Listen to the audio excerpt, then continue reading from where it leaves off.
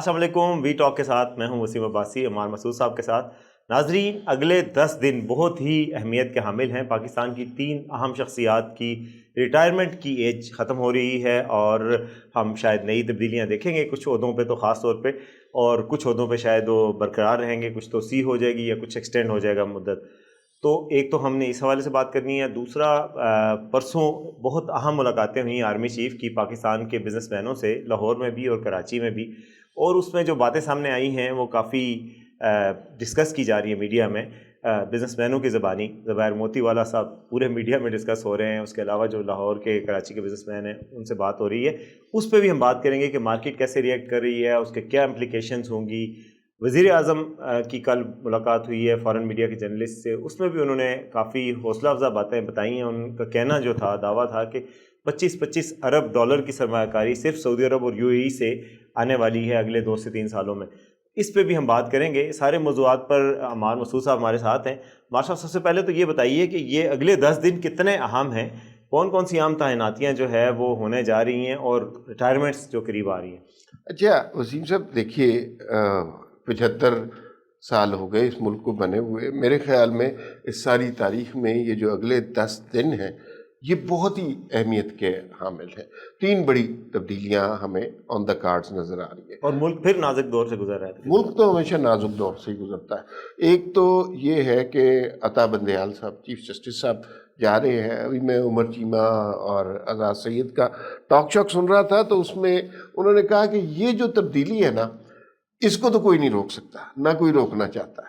اس کا مطلب ہے کہ عطا بندیال صاحب تو ایک بندے کا کنفرم ہے, صرف صرف ایک بندے کا کنفرم ہے. دوسرے شخصیت ہیں جناب عارف علوی صاحب, صدر مملکت. اچھا, یہ بھی انہی 10 دنوں کے اندر انہوں نے جانا ہے, ان کی معینہ مدت ختم ہو جائے گی. کچھ ذرائع کہتے ہیں کہ ان کے پاس کچھ لوگ ملاقات کے لیے گئے جس میں ان کو انتباہ کیا گیا, اندیا دیا گیا, التماس کی گئی, کوئی لفظ آپ استعمال کر لیجئے. اس میں کہا گیا کہ آپ اگر استعفیٰ دے دیں تو مناسب ہے, لیکن ایسے ارادے ایوان صدر سے, ایسے ارادوں کی کوئی صدا نظر نہیں آ رہی. تو اس کا مطلب ہے کہ وہ معاملہ ابھی مخدوش ہے. ان کی مدت ملازمت تو ختم ہو جائے گی, لیکن ظاہر ہے ابھی اسمبلی نہیں ہے, دونوں جو ہے پارلیمنٹ اور قومی اسمبلی نہیں ہے, لہٰذا وہ کنٹینیو کریں گے, کر سکتے ہیں, جو کہ ان کا آئینی حق ہے. فرض کیجئے وہ ہٹ جاتے ہیں تو پھر چیئرمین سینٹ جو ہے وہ وہاں پر اپنے فرائض سر انجام دیں گے. اصل صدر اسی وقت آئیں گے جب دونوں قومی اسمبلی اور سینٹ پوری قوت کے ساتھ موجود ہوں گے. تیسری جو تبدیلی آنی ہے وہ DGI کے حوالے سے آنی ہے کہ ان کی بھی مدت ختم ہو رہی ہے. اچھا, اب اس کے بارے میں ابہام ہے, کنفرم خبر نہیں ہے. کچھ لوگ کہہ رہے ہیں کہ ان کی ایکسٹینشن ہو رہی ہے, کچھ لوگ کہہ رہے ہیں کہ نئے DGI صاحب اپنی تیاریاں کر رہے ہیں. یہ جو کچھ ہو رہا ہے نا وسیم صاحب, یہ اچھا. اس پہ البتہ ایک بات میں آپ کو بتا دوں, کچھ دن پہلے میں نے ٹویٹ بھی کیا تھا, اس حوالے سے چل رہی تھی بات کہ جی DGI کو تبدیل کر کے پنڈی سے جنرل صاحب کو لگایا جا رہا ہے, جل شاہد امتیاز صاحب, اور ان کا کہا جا رہا تھا, اور ساتھ یہ بھی کہا جا کہ نادرا میں لیفٹیننٹ جنرل نعمان ذکریہ کو لگایا جا رہا ہے چیئرمین. ان دونوں خبروں کی بڑی سختی سے تردید ہوئی ہے کہ ایسا کچھ نہیں ہو رہا. تو کم از کم اس حد تک تو یہ ہو گیا کہ یہ 2 لوگوں کے حوالے سے جو خبر چلی تھی, یہ ایک فیک نیوز تھی جو کہا گیا, اور جو کنفرم ہوا کہ یہ اس حوالے سے کچھ نہیں ہوا. باقی اب دیکھنا ہوگا.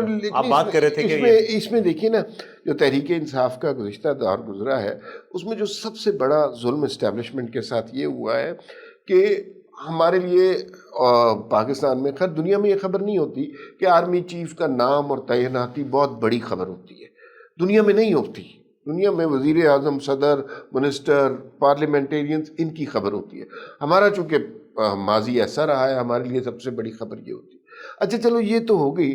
اس کے بعد جنرل فیض حمید کے ساتھ جو گفتگو رہی, وہ DGI رہیں گے نہیں رہیں گے, پشاور کے کور کمانڈر رہیں گے کہ نہیں رہیں گے, بہاول کو پورو نے ٹرانسفر کرا دیا گیا. یہ بہت ہی غلط گفتگو رہی میڈیا پر, یہ کئی مہینوں تک ہوتی رہی.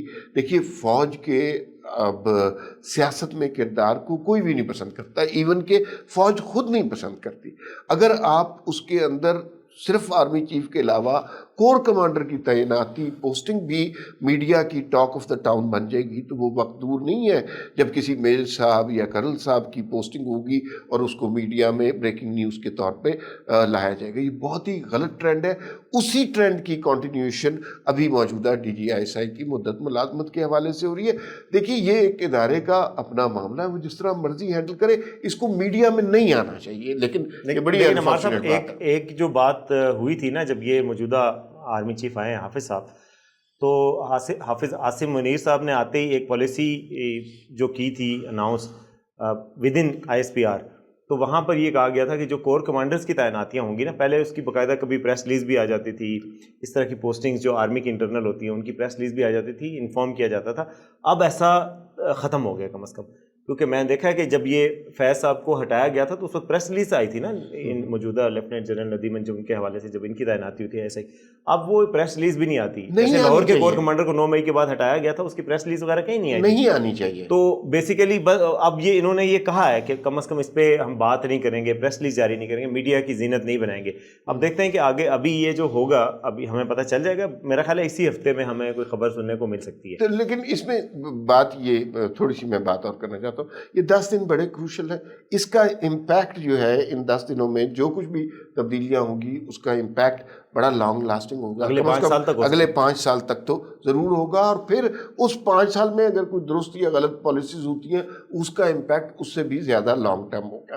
ملک میں وہ جو ہمارے دوست کہتے ہیں اچانک ہی راوی چین سے چین ہی چین لکھنے لگ گیا ہے، اور ابھی پچھلے دنوں حسن ایوب کا راوی بہت چین لکھتا ہے۔ حسن ایوب ہمارے بڑے ویل انفارم دوست ہیں، خبر ان کی غلط کم ہی ہوتی ہے۔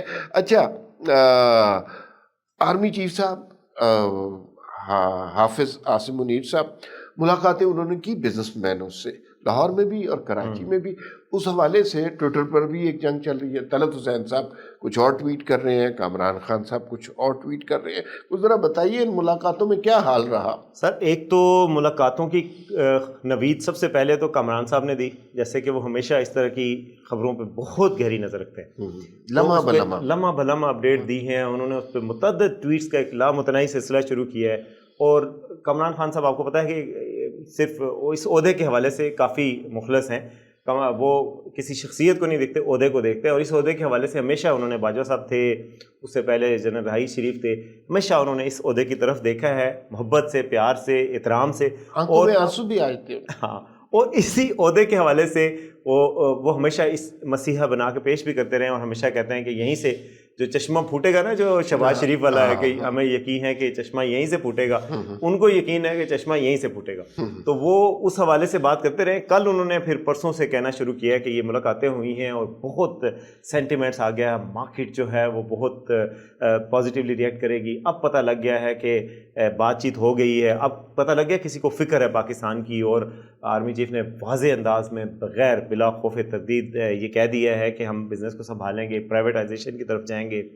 انہوں نے کہا کہ ٹیکس کی چوری کو روکیں گے، اسمگلنگ کو روکیں گے، ذرا سی بھی اسمگلنگ نہیں ہونے دیں گے، 1 لیٹر پٹرول بھی نہیں آئے گا کراچی میں اسمگل شدہ ایرانی پٹرول، اور باقی چیزوں پہ انہوں نے بتایا۔ پھر اس کے بعد کل جو ہے پاکستان کے سارے میڈیا پہ تقریباً ٹی وی چینلز میں زبیر موتی والا صاحب جو ہیں کاروباری شخصیت ہیں، ایسے موتی بکھیرے ہیں، حکمت کے ایسے موتی بکھیرتے گئے، اور انہیں کچھ باتیں ایسی کی ہیں جس پہ کافی لوگ حیران ہوئے کہ آرمی چیف صاحب اس طرح بولتے عام طور پہ نہیں ہے، ابھی تک جو ان کا ریکارڈ ہے اس میں وہ اتنے کھل کر بات نہیں کرتے سیاسی معاملات وغیرہ پہ، تو اس میں جو ان سے ایٹریبیوٹ کیا گیا کہ جی پاکستان میں کوئی بھی سیاسی جماعت جو ہے وہ ایسی نہیں ہے جو مخلص ہو پاکستان کے ساتھ زیادہ، ہر سیاسی جماعت، انہوں نے کچھ لوگوں کے نام بھی لیے ہیں کہ یہ لوگ پہلے کیا تھے اب کیا ہو گئے، کیسے کرپشن ہے، انہوں نے کہا کرپشن کے خلاف بھی ایکشن ہوگا، ڈالرز کی افغانستان اسمگلنگ کو روکا جائے گا، تیل کی اسمگلنگ کو روکا جائے گا، بیسیکلی اس طرح کی ایک پوری کمپریہنسو بات تھی۔ تو کل ساروں نے بتایا کہ اس میں کیا کہا گیا، یہ بھی اس میں نوید سنائی گئی ہے کہ پاکستان میں انویسٹمنٹ لائی جائے گی سعودی عرب سے، یو اے ای سے اور خلیجی ممالک سے، اور پھر کل پرائم منسٹر صاحب کی ملاقات ہوئی ہے فارن میڈیا کے ڈیلیگیشن سے، اس میں بھی نہیں کہا۔ فارن میڈیا کی ملاقات پہ آتے ہیں، پہلی بات تو یہ ہے کہ تھوڑا سا اس کو جو آرمی چیف کی ملاقات ہوئی ہے اس کے حوالے سے بات کر لیں۔ ماضی میں ہم نے دیکھا کہ نواز شریف کا دور کا جب اختتام ہونے والا تھا اس وقت جنرل باجوہ نے بھی بزنس مین سے ملاقاتیں کرنا شروع کر دی تھی اور معیشت کے حوالے سے اپنے انہوں نے کہا تھا کہ معیشت اگر وہ ٹویٹ بری نہیں ہے تو اچھی بھی نہیں ہے، تو وہ ایک سلسلہ اور اس کا ظاہر ہے پھر نیگیٹو امپیکٹ ہوا اس طرح کی ملاقاتوں کا۔ اچھا یہ جو ہے چونکہ زبیر موتی والا کے حوالے سے ایٹریبیوٹ کی جا رہی ہیں، اگر تو اس کی کوئی تردید آ جاتی، اور ویسے تو ISPR فوری طور پہ تردید دے دیتا ہے، لیکن چونکہ تردید نہیں آئی لہذا یہی سمجھا جا رہا ہے کہ یہ باتیں درست ہیں، یہ باتیں کہی جا رہی ہیں۔ ایک لحاظ سے تو بالکل درست بات ہے کہ ملک جس معاشی بحران میں ہے اس معاشی بحران پر ہر ایک کو اپنے اپنے لیول پر کنٹریبیوٹ کرنا چاہیے، جو شخص بھی جتنا کر سکے۔ اور اگر آرمی چیف عاصم منیر صاحب اگر وہ جو 25 ارب روپے کے ڈالر کی انویسٹمنٹ پاکستان میں لا سکتے ہیں تو پاکستان پر اتنا اس سے بڑا احسان نہیں ہو سکتا، یہ بات صحیح ہے۔ لیکن کیا آرمی چیف کو اس طرح کی گفتگو بزنس مین کے ساتھ اتنی اوپنلی کینڈیڈلی کرنی چاہیے؟ کیا سیاسی جماعتوں کا رول اس طرح کمپرومائز نہیں ہوتا؟ کیا ڈیموکریسی کی یہ روایت ہے یا نہیں؟ اس پہ بات کرنی چاہیے ہمیں۔ بالکل، اور پاکستان میں یہ روایت نئی نہیں ہے، آپ کو پتہ ہے کہ جو پچھلے آرمی چیف تھے جنرل باجوہ صاحب، ان سے ملاقاتیں ہوتی تھی، وہ تو اینکر سے بھی ملتے تھے۔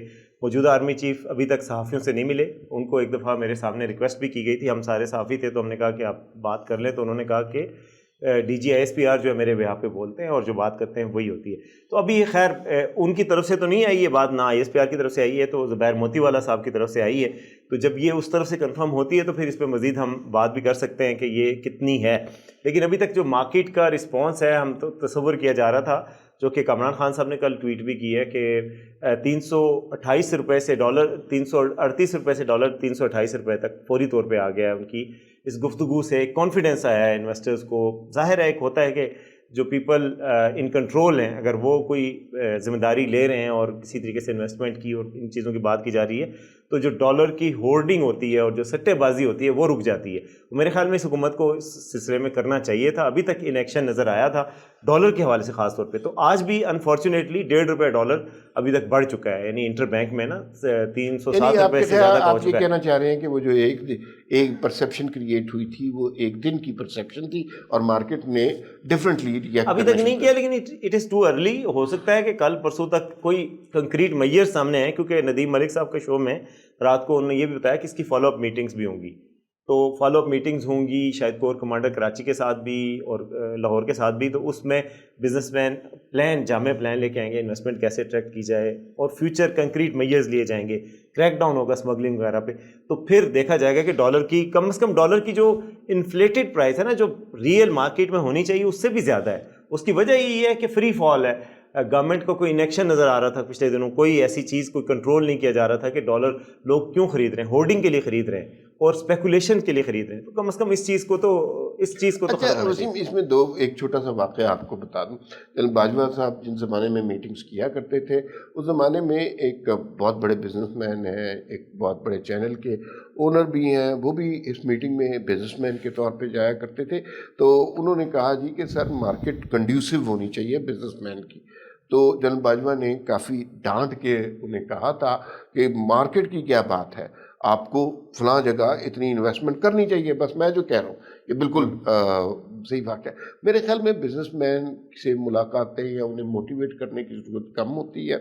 جو مارکیٹ کی سچویشن ایسی ہو نا، مطلب آپ نے کہا ڈالر کی ہولڈنگ ہو رہی ہے، اگر آپ حالات ایسے پیدا کریں کہ بزنس مین کو ہولڈنگ میں فائدہ نہ ہو تو آپ کو اس طرح کی میٹنگز کرنے کی ضرورت نہیں ہے۔ آپ کو انوائرمنٹ زیادہ انیبل کرنا پڑتا ہے بجائے کہ پرسنل کانٹیکٹ یا ان چیزوں پر آپ گفتگو کریں۔ چل چھوڑے، خیر یہ بات لمبی ہو جائے گی۔ مجھے بتائیں، بات پہلے ہی کافی لمبی ہو گئی۔ ہاں، وزیر اعظم صاحب نے کیا بات کی آج؟ اچھا، وزیر اعظم صاحب لمبی بات کی ہے، انہوں نے بھی بڑی لمبی بات کی ہے، لیکن جو اس کا لب لباب تھا نا، جو غیر ملکی صحافیوں سے بات، ہاں غیر ملکی صحافیوں سے، اور عرب نیوز کی صحافی ہیں ہماری مہرین، ایڈیٹر ہیں ان کی، بڑی رسپیکٹڈ، اور انہوں نے رپورٹ بھی کیا۔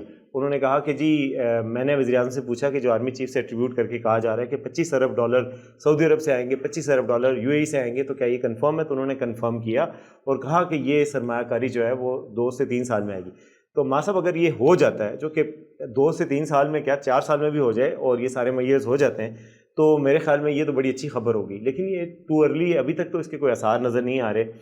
جب یہ بنا ہے نا ایک special investment facilitation council SCIFC special investment SIFC، تو اس فورم کے ذریعے کہا جا رہا ہے، اٹریکٹ کیا جا رہا ہے، سرمایہ کاروں سے بھی بات ہوئی ہے، سفارتکاروں سے بھی ملاقاتیں ہوئی ہیں پاکستان کے فارن آفس میں بھی. تو اگر وہ ہو جاتا ہے اور سرمایہ کاری کا آنے کا سلسلہ شروع ہوتا ہے نا، وہ ٹرانسلیٹ تب ہوگا جب ڈالر کی قیمت ہمیں نظر آنا شروع ہوگی، اسٹاک مارکیٹ ہماری دوبارہ سے اسٹیبل ہوگی. تو یہ بہت ضروری تھا. ویسے پرسیپشن کی حد تک تو ٹھیک تھا کہ کوئی بول ہی نہیں رہا تھا، کتنے دنوں سے وزیر اعظم نہیں بول رہے، وزیر خزانہ تو کہیں نظر ہی نہیں آ رہی، اس پکچر میں نظر نہیں آ رہی. مطلب ایک کانفیڈنس دیا جاتا ہے. بیان دیا ہے کہ میں نے تو بڑی غلطی کی ہے یہ عہدہ قبول کر کے. وہ بعد میں اس کی وضاحت بھی کی ہے کہ میں نے تو لائٹر وے میں ویسے اس طرح کہا تھا کہ کوئی لوگ مجھے کہتے ہیں میں ایسی نہیں ہوں. لیکن وزیر خزانہ کے عہدے پر بیٹھ کر لائٹر وے میں اس طرح کا بیان دینے کا اسٹاک مارکیٹ پہ کیا اثر ہوتا ہے؟ اس سے بہت برا اثر ہوتا ہے. تو یہ ساری چیزیں ایک نقطہ رہ گیا، اس پہ بات کر لیتے ہیں یار، چلے مختصر سی بات ہے، وہ گال مکا دیتے. یہ ساری چیزیں ہو رہی ہیں اور ہم نے ہر اینگل سے نگران حکومت کی کارکردگی بھی اور بزنس مینوں سے ملاقات بھی، 3 اہم عہدے بھی. اس میں ایک اور ایلیمنٹ ہے جو اکتوبر میں سنا ہو جائے گا، وہ نواز شریف کی واپسی کا ہے. تو کیا یہ ساری چیزیں آپ کو ریلیٹ ہوتی ہوئی کڑیاں ملتی نظر آ رہی ہیں؟ کل تک تو ملتی نظر آ رہی تھی، تھوڑی سی کل سے کچھ کڑیوں میں کوئی ایک کڑی کم ہوتی جا رہی ہے. لیکن کل جو ہم نے خبر دی تھی عارف ملک نے لاہور سے، اس میں بھی بتایا تھا کہ وہ ان کی تیاریاں بالکل بڑے زور و شور سے ہو رہی ہیں. پہلے انہوں نے آنا تھا اسلام آباد، اب وہ لاہور اتریں گے. اور اس کی وجہ یہ ہے کہ اسلام آباد سے انہیں GT روڈ سے جانا تھا، لیکن اسلام آباد میں یہ بات صحیح بھی ہے کہ 10 لاکھ لوگوں کا وہ ٹارگٹ رکھے ہے. پہلے تو یہ بات ہے کہ 10 لاکھ لوگ اتنے زیادہ لوگ ہوتے ہیں، 1 بلین اس دور میں، تو بہت مشکل لگ رہا ہے ویسے. لیکن اگر نکل آئیں گے تو یہ تو کوئی کہہ رہا تھا کہ اگر 1 لاکھ لوگ بھی نکل آئے بہت بڑی تو وہ الیکشن لڑے بغیر سمجھیں آپ وزیر اعظم ہے. کیونکہ اتنے اس مہنگائی کے دور میں اگر لوگ نکل سکتے ہیں اور نکل کے افورڈ کر سکتے ہیں آنا تو یہ بڑی بات ہوگی. تو وہ کہہ رہے ہیں کہ اس لیے لاہور میں لا رہے ہیں کہ لاہور میں استقبال بڑا ہو سکتا ہے، زیادہ سے زیادہ لوگ آ سکتے ہیں. لاہور ہمیشہ سے آپ کو پتا ہے ٹریڈیشنلی نون لیگ کا گڑھ رہا ہے اور نواز شریف کے ہوتے ہوئے خاص طور پہ گڑھ رہا ہے. پچھلے الیکشن میں ظاہر ہے ان کو کم سیٹیں ملی ہیں، لیکن اب اور ضمنی الیکشنز میں بھی کچھ ان کو سیٹ بیکس ملے ہیں، لیکن ادروائز لاہور ان کا گڑھ ہے.